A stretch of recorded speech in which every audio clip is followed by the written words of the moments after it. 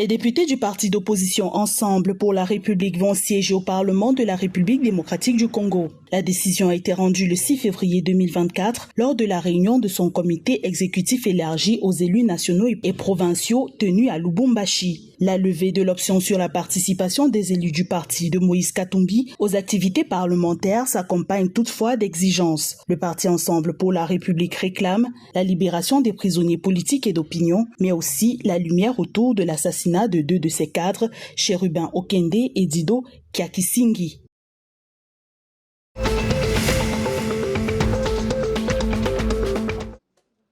Cinq ans après sa signature, le président de la République centrafricaine Faustin-Archange Touadéra a dressé le bilan de la mise en œuvre de l'accord de paix de Khartoum. Le 6 février 2024, dans son discours à l'occasion de la session spéciale du comité exécutif et de suivi de l'accord politique pour la paix et la réconciliation, le chef d'État centrafricain a noté une exécution à 94% de la feuille de route pour la paix dans le pays. Durant la 6e année de mise en œuvre du pacte de paix, le président Touadéra a promis la mise en place de fonds de réhabilitation et de réparation dus aux victimes et de l'organisation de forums pour le développement régional à Bouar, Birao, Bangassou et Mbaïki.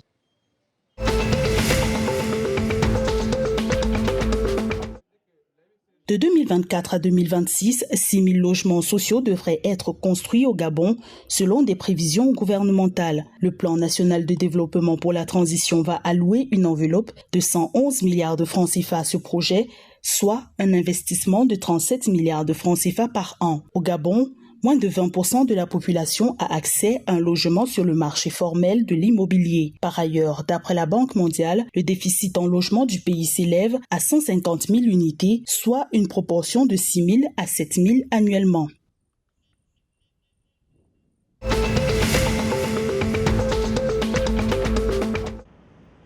Le gouvernement camerounais envisage la construction d'un port en eau profonde dans la ville de Limbé dès 2026. Le projet qui devrait s'achever en 2030 va coûter 400 milliards de francs CFA. Spécialisé dans le transport des produits lourds tels que les hydrocarbures, le ciment, les conteneurs et autres produits agricoles, le port de Limbé permettra un meilleur accès aux marchés internationaux pour les produits locaux. À terme, ce complexe industrialo-portuaire pourrait créer près de 20 000 emplois directs et indirects.